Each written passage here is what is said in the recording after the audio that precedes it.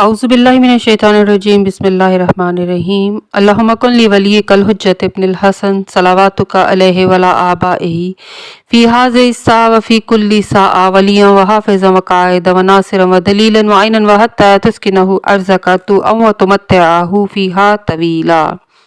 अस्सलामु अलैकुम सामीन, हमारे चैनल ज़िक्र उला में खुश आमदीद।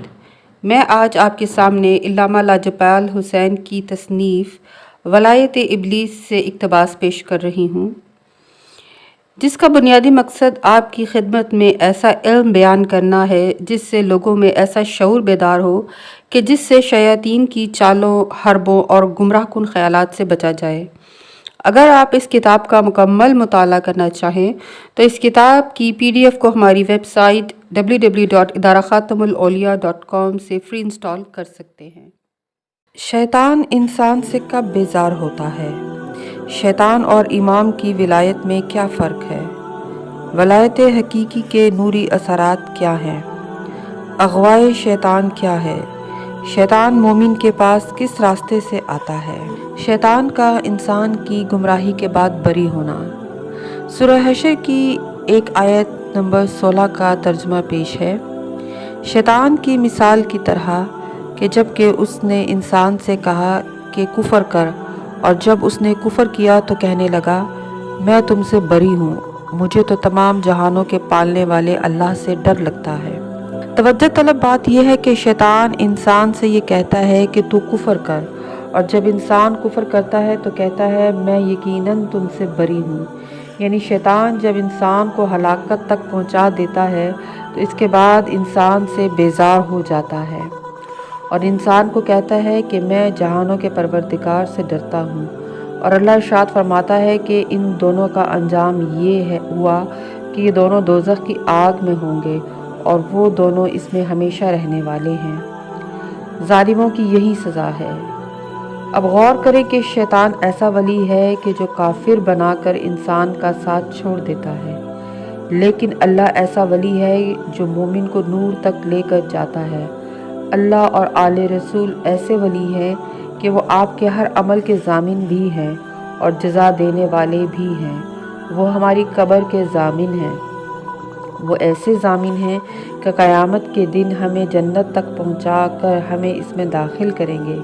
यानी शैतान और इमाम की विलायत में ये एक फ़र्क है कि इमाम अपने बंदे की हर बात और उसके हर अमल का ज़ामिन और ज़िम्मेदार होता है। वलायत हकीकी के नूरी असरात। वलायत हकीकत असलिया है। अल्लाह, रसूल और अली की विलायत कि जिसे कबूल करने के बाद कल्ब इंसानी कल्ब मोमिन में बदल जाता है। नूर इमाम का चिराग जब रोशन हो जाता है तो फिर इब्लीस की गुमराही से बाहर निकल आता है और इब्लीस के लिए ऐसे बंदे को जो मोमिन हो चुका हो बाबे जल्लाल तक लाना मुश्किल हो जाता है, क्योंकि इब्लीस की हुकूमत और हुक्म वहाँ नहीं चलता कि जहाँ वलायत अली इब्न अबी तालिब हो। वलायत का यही मानी है कि जिसको हम वली मानते हैं वो हमारा हाकिम होता है, और जो शैतान को वली मानता है शैतान उनका हाकिम व सरपरस्त बन जाता है। फिर वो शैतान का हर हुक्म मानते हुए इसकी हर चाल पर अमल करता है और वो हुज्जत के मुकाबले पर खड़ा हो जाता है। असहाब रसूल ने एक दफ़ा रसूल करीम सल्लल्लाहु अलैहि वसल्लम से दरियाफ़्त किया। उन्होंने कहा कि जब हम आपके पास होते हैं तो आप हमें अज़ाब से डराते हैं और सवाब आखिरत की तरफ रग़बत दिलाते हैं। हम ख़ाइफ़ होकर दुनिया को भूल जाते हैं और गोया आखिरत और नारे जहन्नुम को अपनी आँखों से देखने लगते हैं। और जब हम आपकी बारगाह से जाते हैं और अपने घरों में दाखिल होते हैं और औलाद और अहले खाना से मिलते हैं तो हमारी वो हालत ही नहीं रहती कि जो आपकी बारगाह में आपकी सोबत में रहते हुए होती है, और हमारी वो हालत जाती रहती है गोया कुछ था ही नहीं। आपने फरमाया कि ये अगवाए शैतान है, यानी शैतान ने तुम्हें अगवा किया हुआ है और तुमको दुनिया की तरफ रग़बत दिलाता है। अगर तुम अपनी पहली हालत पर कायम रहते तो मलाइका से मुसाफ़ा करते और तुम पानी पर चल सकते, और अगर तुम गुनाह ना करो और अल्लाह से इस्तग़फ़ार करते रहो तो वो तुम्हारी औलाद में ऐसे लोग पैदा करेगा कि जो अल्लाह से इस्तग़फ़ार करेंगे और अल्लाह उनके गुनाह बख्श देगा। मोमिन आजमाइश में पड़ता है और अल्लाह से तौबा करता है। क्या तुमने अल्लाह का वो कौल नहीं सुना कि अल्लाह तौबा करने वालों और पाको पाकीज़ा दिल रखने वालों को दोस्त रखता है। बस अल्लाह से इस्तग़फ़ार करो और तौबा करो। इस रिवायत से साबित हुआ कि जब शैतान इंसान को अगवा कर लेता है तो उसे दुनिया की तरफ रग़बत दिलाता है और कल्ब की हालत यकसा नहीं रहती। इब्लीस का अगवा करना ऐसा है कि इंसान को खुद भी मालूम नहीं होता कि मुझे इब्लीस ने अगवा किया हुआ है। इसका दिल दिमाग और अक्ल एक पेज पर नहीं होते। जब इंसान ज़िक्र रसूल करता है तो ईमानी हालत में होता है और जब दुनिया में मशगूल होता है तो तालिब दुनिया हो जाता है। क्या हमारे साथ ऐसा होता है?